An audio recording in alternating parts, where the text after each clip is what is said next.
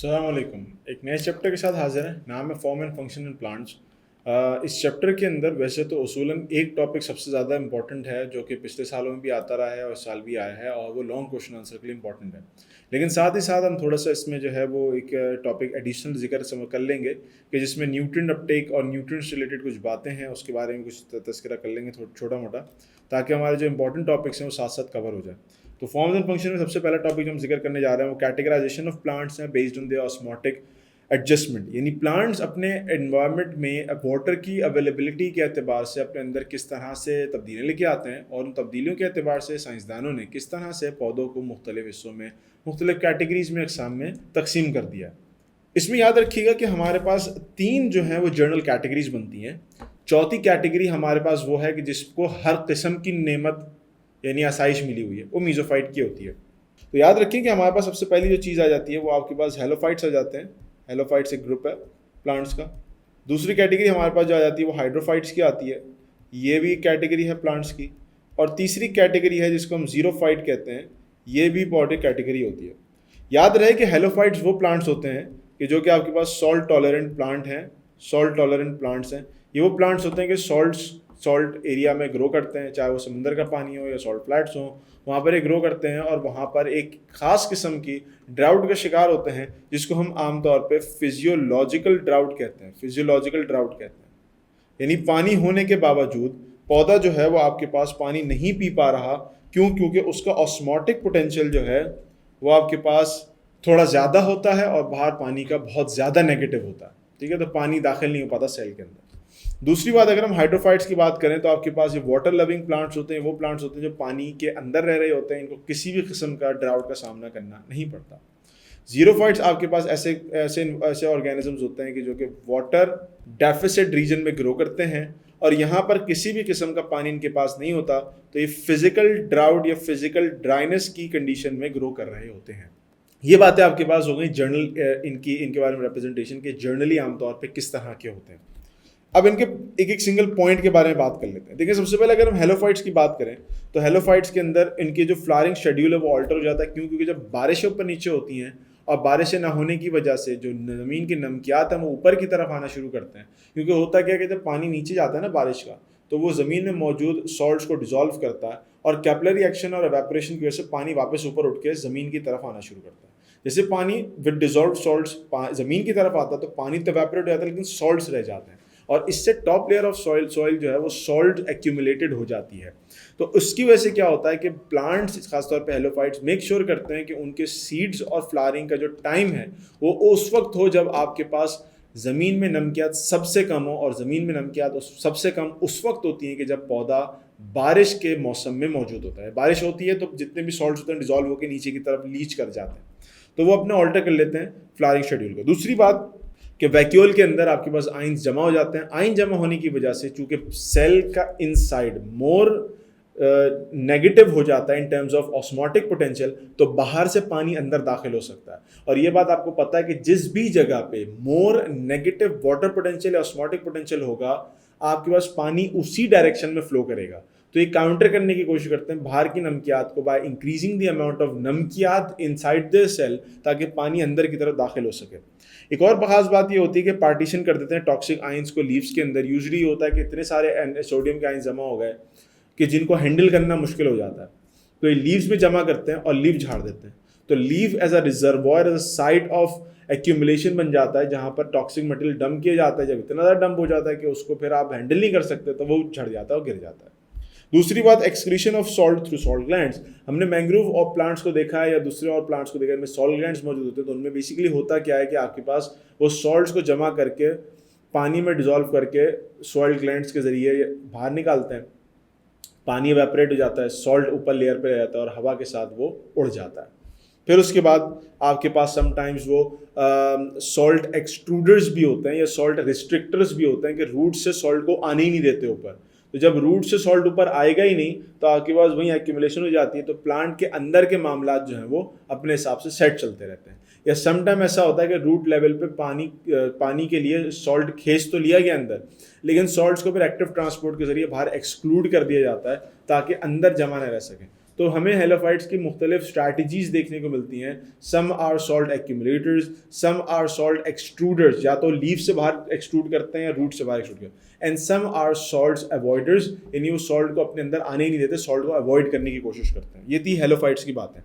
अब बात कर लेते हैं हाइड्रोफाइट्स की। बहुत ही सिंपल टाइप के ऑर्गेनिजम्स हैं प्लांट्स की। ऐसी एक कह लें कि एक कैटेगरी है कि जो कि पानी में डूबी हुई आपको मिलती है। इसके हर तरफ पानी आपको मिलता है। अब ये सुनने में तो बहुत अच्छा लगता है कि यार पानी है तो टेंशन ही नहीं है कोई, लेकिन पानी का बार बार अंदर दाखिल होना सेल्स को टर्जिट कर सकता है, और आपके सेल्स को एक वक्त आएगा कि सेल्स बर्स्ट हो सकते हैं। ये सेल वॉल होने के बावजूद टर्जिडिटी एक हद तक, यानी सेल वॉल एक हद तक टर्जिडिटी को रिपेल करती है, उसके बाद वो भी बर्स्ट हो जाते हैं, आपके पास सेल्स डैमेज होने का खतरा हो जाता है। और फिर ये कि बाकी मेटाबॉलिक रिएक्शंस भी आपके सही तरीके से चल पाते हैं। जब सेल बिल्कुल ही डाइल्यूट हुआ होगा पानी से, तो एंजाइमेटिक रिएक्शंस भी काफ़ी हद तक हिंडर हो जाते हैं। स्पेसिफिक कुछ एंजाइम्स के मामले में ऐसा होता है।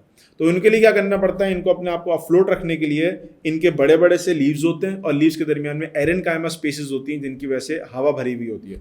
दूसरा है कि लीव फ्लैट होते हैं, थिकनिंग की जरूरत नहीं होती, ताकि आपके पास ज़्यादा से ज़्यादा एवेपोरेशन हो सके, ट्रांसपरेशन हो सके। स्टोमेटा आमतौर पर अपर एपिडर्मिस के पोर्शन में मौजूद होते हैं, ताकि आपके पास ज़्यादा से ज़्यादा ऊपर से जो है वो पानी रिलीज होता रहे, ताकि नीचे से पानी को खींचने का एक रास्ता बन सके। एंड फाइनली रूट्स छोटी होती हैं, सिर्फ एंकर करने के लिए होती हैं। गहरी रूट्स का कोई फ़ायदा नहीं है, क्योंकि पानी आपको हर तरफ मौजूद है, तो पानी मिल रहा है। You don't need deep root system to attain water from the soil, तो आपके हर तरफ पानी मौजूद होता है। तो ये खुश भी हैं, लेकिन ये फिर भी थोड़ी सी कॉम्प्रोमाइजिंग कंडीशन में होते हैं। अगर हम जीरोफाइट्स की बात करें तो इनको कांस्टेंट पानी के लॉस का खतरा रहता है, जिसकी वजह से उन्होंने अपने लीव्स को छोटा कर लिया है, और वहाँ पर इन्होंने लीव्स की जगह पे यूजली क्या है, नीडल्स या स्पाइंस बना ली हैं, ताकि जो सरफेस एरिया है फॉर ट्रांसपरेशन वो रिड्यूस किया जा सके। साथ ही साथ अपर रीजन्स में जो भी लीफ का रीजन होगा, या फॉर एग्जांपल आपके पास कैलस होगा, जिसको हम यानी कैक्टस में देखते हैं, या भी स्टेम होगी, उसके ऊपर आपके पास क्यूटिकल की थिक लेयर होती है जो हाइड्रोफोबिक इन नेचर होती है, ताकि अंदर से पानी चाहकर भी बाहर ना निकल सके। साथ ही साथ आपको जो है वो अंदर बहुत ज़्यादा यानी सक्यूलेंट स्टेम देखने को मिलती है, सक्यूलेंट लीव्स देखने को मिलते हैं, जो कि थिक होते हैं और पानी को स्टोर करके रखते हैं, ताकि ज़रूरत के वक्त पानी आहिस्ता आहिस्ता बॉडी इस्तेमाल कर सके।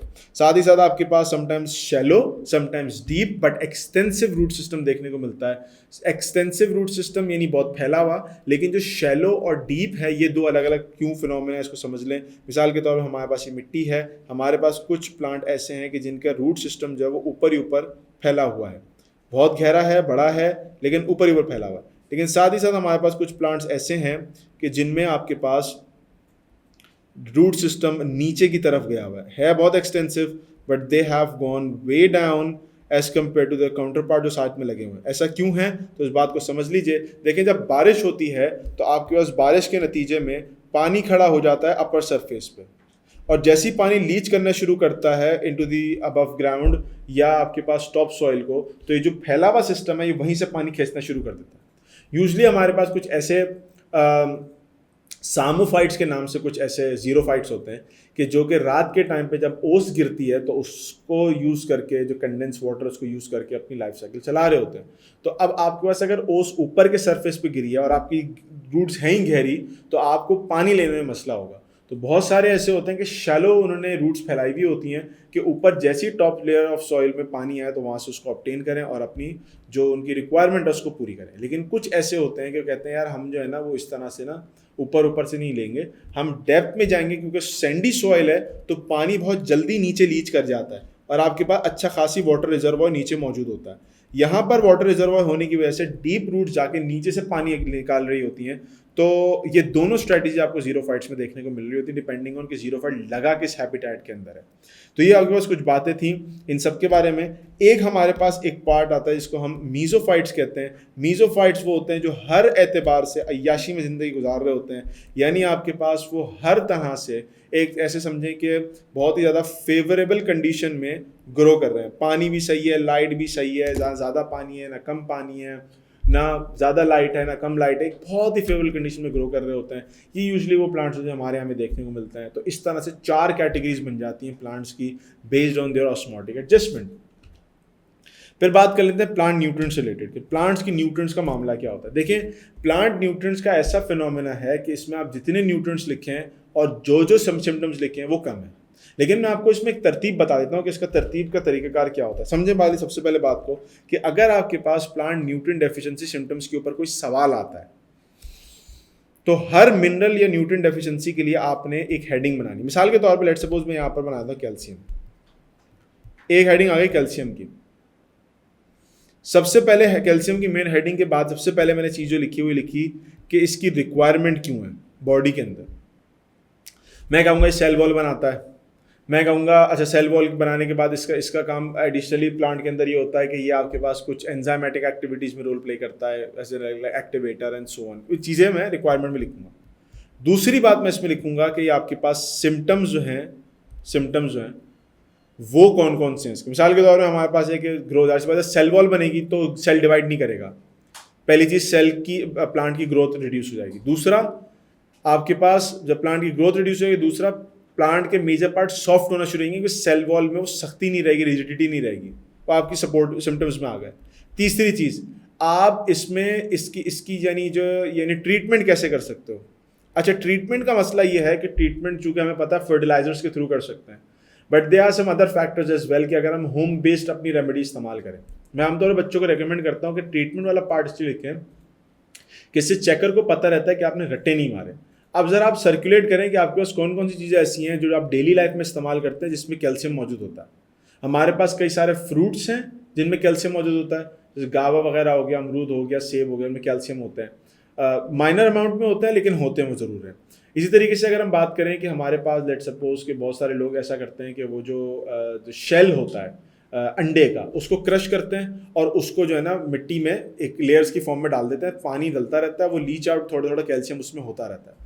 तो आप ट्रीटमेंट में यानी फर्टिलाइजर्स भी और सेल्फ मेड जो आपके DIYs हैं उसकी भी कुछ हेडिंग्स डाल के पॉइंट्स डाल के 2-3 पॉइंट्स के अंदर अपनी बात बता सकते हैं कि इसको कैसे ओवरकम किया जा सकता है, यानी इसका ट्रीटमेंट कैसे किया जा सकता है। तो इस तरह से अगर आप 4 से 5 मिनरल न्यूट्रिएंट्स के बारे में भी लिखते हैं, हमारे पास तो बहुत लंबी लिस्ट बनी हुई है। जनरली हम आमतौर पर क्या करते हैं, हम कैल्शियम की बात करते हैं, हम नाइट्रोजन की बात करते हैं, हम सल्फर की बात करते हैं, हम मैग्नीशियम की बात करते हैं, हम पोटेशियम की बात करते हैं। अगर आप इन 5 को भी लिख दो तो ये आगे पीछे के 2 पेजेस आपके कवर कर लेते हैं।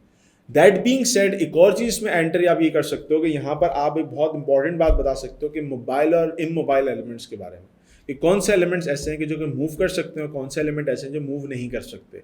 ये एक अलग हेडिंग बनेगी जब ये आप सारी कहानी कर लोगे, तब थोड़ी सी 4 से 5 लाइनों की हेडिंग होगी। उसमें आप ये बताओगे कि आमतौर पे वो न्यूट्रिएंट्स जो कि ओल्ड लीफ में आपको सिम्टम शो कर रहे हैं। मिसाल के तौर पे आपके पास हाइट स्टंट हो गई है, आपके पास एजेस येलो हो गए, इसी तरीके से आपके पास जो है वो प्लांट के अंदर जो लीव्स हैं वो ओवरऑल वैसे ही हल्के पड़ते जा रहे हैं। इसके अलावा आपके पास जो है कोई और किसी किस्म की कोई बीमारी आ गई प्लांट के अंदर कि मैग्नीशियम से रिलेटेड, पोटेशियम से रिलेटेड या सोडियम से नाइट्रोजन से रिलेटेड कोई डेफिशिएंसीज हैं। ये डेफिशिएंसीज आपको सिर्फ ओल्डर टिश्यूज़ में या ओल्डर लीव्स में देखने को मिलती हैं। ये वो एलिमेंट्स हैं जो मूव नहीं करते। तो वो एलिमेंट जो मूव नहीं करते वो इमोबाइल एलिमेंट्स होते हैं और ये ओल्ड लीव्स में सिम्टम्स दिखाते हैं।